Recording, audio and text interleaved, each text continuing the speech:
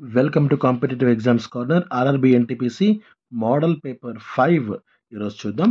First question, జీవ వైవిధ్య అంతర్జాతీయ దినోత్సవం ఏ రోజున జరుపుకుంటారు? మే 22. వాతావరణ మార్పులపై, ప్రకృతి వైపరీత్యాల నష్ట నివారణపై ఇటీవల ప్రపంచ బ్యాంకు దక్షిణాసియా ప్రాంతానికి ఎవరిని కీలకాధికారిగా నియమించింది? అభాస్ జో. నెక్స్ట్, 2020 ప్రపంచ జీవ వైవిధ్య దినోత్సవం ఇతివృత్తం ఏమిటి? Forest and biodiversity. సో ఇది కరెంట్ బుక్ కాదు, కొంచెం ఓల్డ్ బుక్ అండి. సో అందుకనే ఇలాంటి బిట్స్ మీకు కనపడుతున్నాయి. సో 2024కి సంబంధించి మీరు కాస్త అప్డేట్ అవ్వండి ఇలాంటి బిట్స్లో మాత్రమే.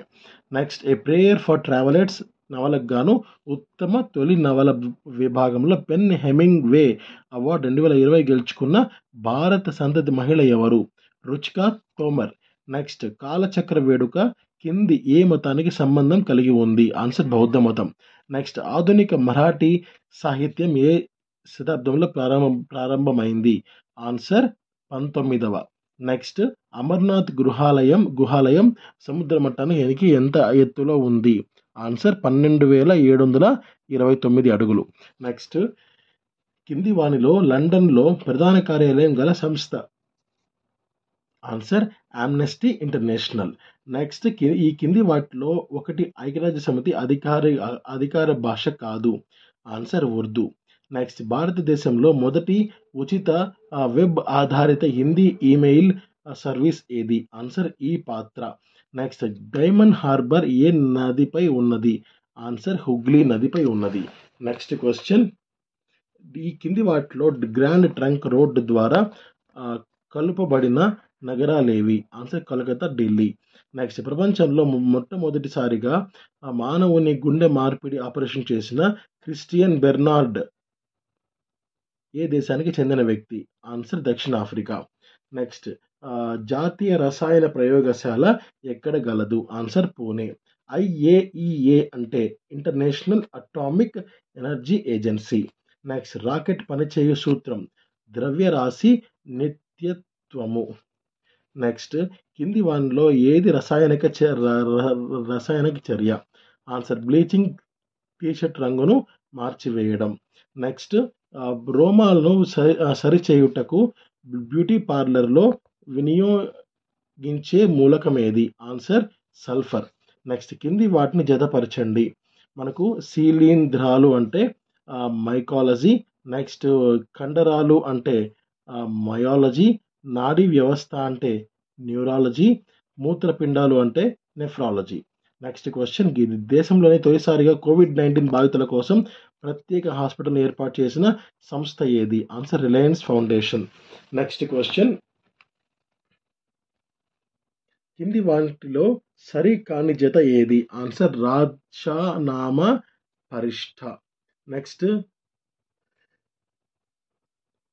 యవన రాజ్యస్థాపనాచార్య అనే బిరుదు ఎవరిది? శ్రీకృష్ణదేవరాయ. నెక్స్ట్, శాతవాహనులు శాసనాలన్నీ ప్రాకృత భాషలోను మరియు బ్రాహ్మీ లిపిలోను ఉన్నాయి. నెక్స్ట్, కింది వాటిలో సరికాని జతను గుర్తించండి. మహాలక్ష్మి పాఠశాల, సుబ్బలక్ష్మి. సో అది మనకు రాంగ్ ఆన్సర్ అనమాట. నెక్స్ట్, ద ఇండియన్ స్ట్రగుల్ గ్రంథ రచయిత ఎవరు? ఆన్సర్ సుభాష్ చంద్రబోస్. నెక్స్ట్, కింది వాటిని జతపరచండి అని ఇక్కడ అడుగుతున్నారు.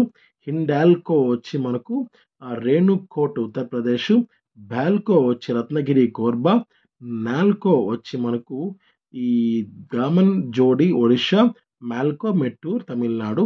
నెక్స్ట్ కింది వాటిని జతపరచండి. సిమెంట్ వచ్చి మనకు మద్రాసు. రాగి పరిశ్రమ వచ్చి ఘాట్సీలా బీహార్. లెడ్ అండ్ జింక్ వచ్చి మనకు కండూలా బీహార్. గాజు పరిశ్రమ వచ్చి మనకు ఫిరోజాబాద్ ఉత్తరప్రదేశ్. నెక్స్ట్, కింది వాటిని పరిశీలించి సరైన సమాధానం గుర్తించండి. మనకు ఉపగ్రహాలు ఎక్కువగా ఉన్న గ్రహం బృహస్పతి. 63 కంటే ఎక్కువ ఉపగ్రహాలు ఉన్నాయి. ఉపగ్రహాలు అతిపెద్ద ఉపగ్రహం గనిమెడ. ఉపగ్రహాలలో రెండవ అతిపెద్ద ఉపగ్రహం టైటాన్. సో A, B మరియు C is the right answer. Next, 89వ క్వశ్చన్,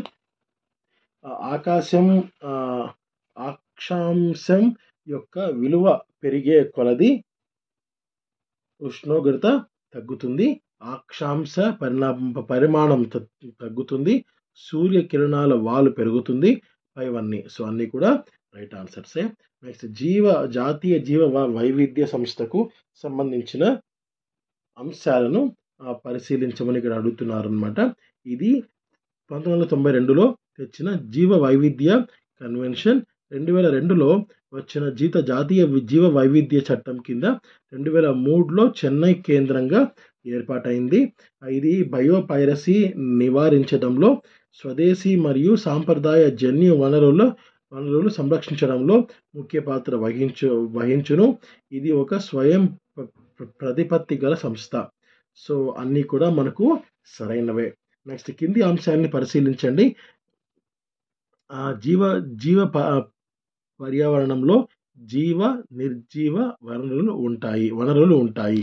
భౌతిక పర్యావరణంలో నిర్జీవ వనరులు ఉంటాయి, కానీ జీవ వనరులు ఉండొచ్చు లేదా ఉండకపోవచ్చు.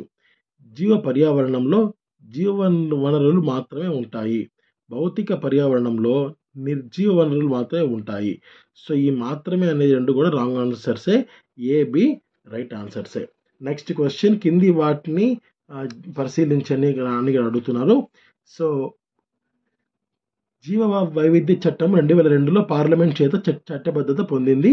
జీవ వైవిధ్య చట్టం యొక్క ప్రధాన ఉద్దేశం 92 ధరిత్రి సమావేశంలో ఆమోదించబడ్డ కన్వెన్షన్ అండ్ బయోలాజికల్ డైవర్సిటీ CBDలోని నిబంధనలను దేశంలో అమలు చేయడం. సో రెండు కూడా మనకు సరైన సమాధానాలే. నెక్స్ట్ క్వశ్చన్, కేంద్ర సమాచార కమిషన్ యొక్క ఆదేశాలపై ఎవరికి అపీల్ చేయవచ్చు? ఆన్సర్, అపీల్ చేయడానికి లేదు. నెక్స్ట్ క్వశ్చన్ 94th క్వశ్చన్ అనమాట. ఇప్పుడు గవర్నర్ నియామకం విషయంలో సర్కారియా కమిషన్ ఈ కింది సిఫార్సు చేసింది. గవర్నర్కి 5 సంవత్సరాల స్థిర పదవీ కాలం ఉండాలి.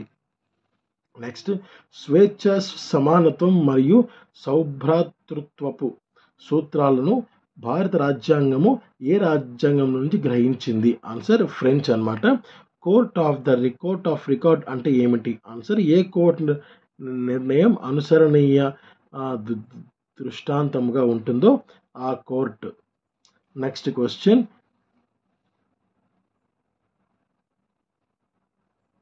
భారతదేశంలో నీటిపారుదల సామర్థ్యానికి దానికి వినియోగానికి మధ్య గల అంతరానికి ప్రధాన కారణం ఏంటంటే వ్యవసాయ కాలువలను నిర్మించడంలో జాప్యం. నెక్స్ట్ క్వశ్చన్, అభివృద్ధి చెందుతున్న దేశాలలో ప్రజలు తలసరి ఆదాయం తక్కువగా ఉండడానికి ప్రధాన కారణం ఏంటంటే ప్రదర్శన ప్రభావం. నెక్స్ట్, ప్రధానమంత్రి శ్రమ్ యోగి మాన్ధన్ పథకానికి సంబంధించి సరైంది ఎంతో మనము ఇక్కడ చెప్పాలన్నమాట. ఇది ఒక పెన్షన్ పథకం.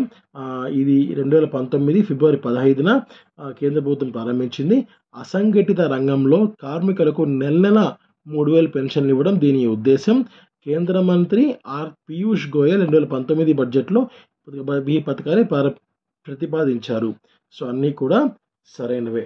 అండ్ లాస్ట్ క్వశ్చన్, కృషి కళ్యాణ్ అభియాన్ పథకం యొక్క ఉద్దేశం ఏంటంటే రైతుల నూతన వ్యవసాయ పద్ధతులను అవలంబించి ఆదాయం పెంచుకునేలా చేయడం. So thank you, have a great day. జై హింద్.